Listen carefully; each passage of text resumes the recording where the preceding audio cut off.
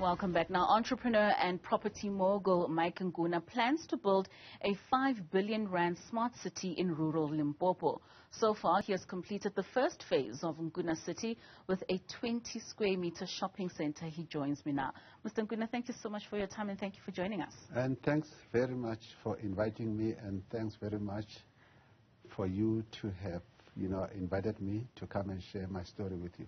And quite an interesting story it is. I really want us to start with a bit of background. Now, you were born and raised in Malamulele, but you were also a young boy who was then raised in Shawela in Soweto. You've herded cows in your days. You've worked for your father, who was an entrepreneur who owned a butchery. So you've got quite an extensive background when it comes to knowing what entrepreneurship is. Can you just briefly just take us through what the life of a young Mr. Nkuna was? Well, look, you're quite right to say I was born and raised in Malamulele, whereby, I was a head boy, taking care of cattle on a daily basis. Wake up in the morning, go to the bush, and come back in the evening and take the cattle into a kraal, hence the design of, Nkuna City, Right. whereby, you'll find, the head of a cattle. And, after that, I moved into Shawela, whereby my father was running a butchery. And, it took me about 3 months to master that kind of business.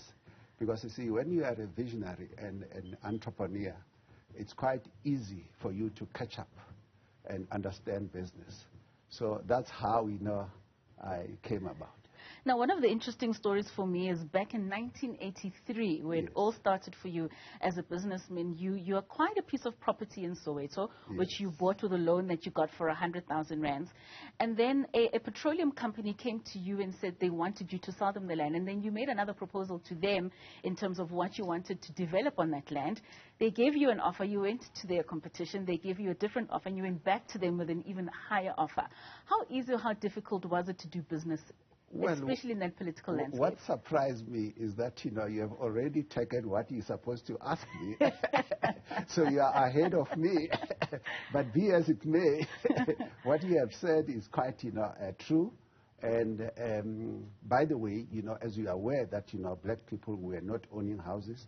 So for black people to start developing their own houses or having an ownership, it started 1978 after the uprising. So it was only after that, because I started working as a construction person, but subcontracting from the top 6, which was the Murray and Robert and the Group 5, and I was able to accumulate some money to buy that site which you referred to, and the oil company then came, and it was not easy. It was difficult, but you see, being an entrepreneur, I knew exactly what I wanted. And I wanted to develop a garage and a small shopping center, which I did in 1983 at Shawela, on the corner of Potchefstroom Road and Sianda as you go to Protea North. And that was the first, organized shopping center in Soweto. And the first of many. I mean, now you have 10 shopping centers and malls in Soweto.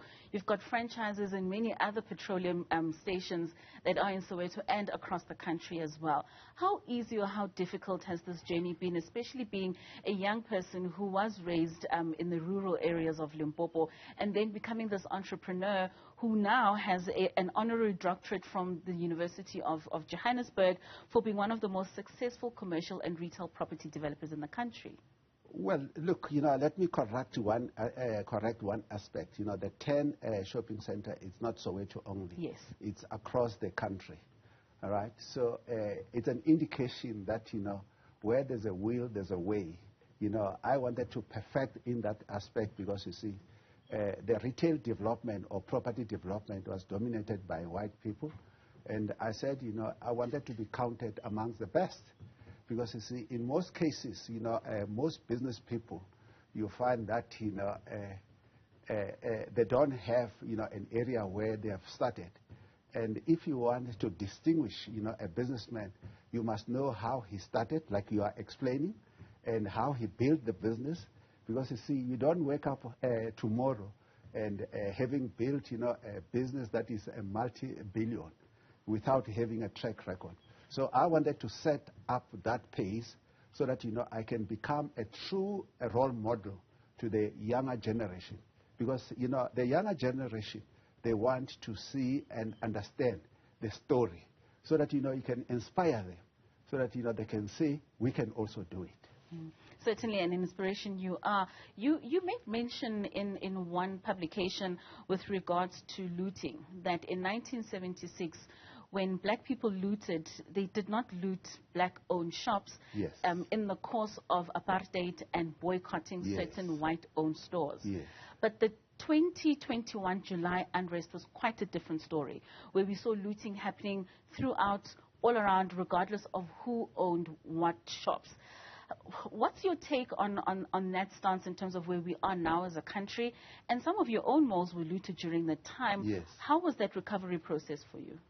Well, you're so right. You're touching a very important, question, because you see, 1976, the leadership, which was leading the people, the leaders of, the ANC were grounded. They were residing with the people.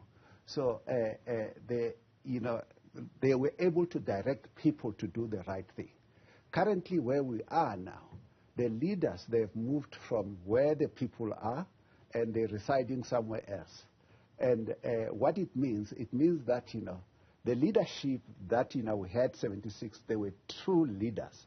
And when you compare them with the current leader, I would say we don't have a leadership currently, the way I see it. But be as it may, you talked about what happened in July unrest. It was not an easy thing to see, the hard-earned money that, you have invested in order to uplift other people's life to go in smoke. So Protea land was gutted, but you see, we were able to distinguish. Jabulani Mall was, looted, and we were able to, resuscitate them. We are now operating 100% because I'm a believer of, going out there and make a difference. Talking about that belief, I want us to touch on the smart city. 5 billion rands set aside for the smart city that will be placed in rural Limpopo. Just what's the thinking behind it? What's the smart city going to look like, and why Limpopo? I normally, look at, various areas, and I also do my own research. You'll realize that, in 1970, the gentleman that built, Sandton City, Donald Gordon, bought a site where Sandton is, and, designed a city. And the first phase of Sandton City was 20,000 square meter, and the first door opened 1973. But you see, if you look at the design, the whole concept, they've designed it such that, they'll be able to add and add and add to a point where Sandton City is today. And I looked at how, our country was segmented, whereby it was urban area, township, and rural area. And I asked myself, what if, I come in after checking whether there is any black person who has developed, city or town, and only to find out there's no black person who has done that. And I said, I want to be the first to do that kind of thing, whether it's in a township or rural area. And that's what led me to go and acquire a site on the N12 in Soweto, towards, a Potchefstroom. We have bought a land of 160 hectares where we're going to put, Masingita City.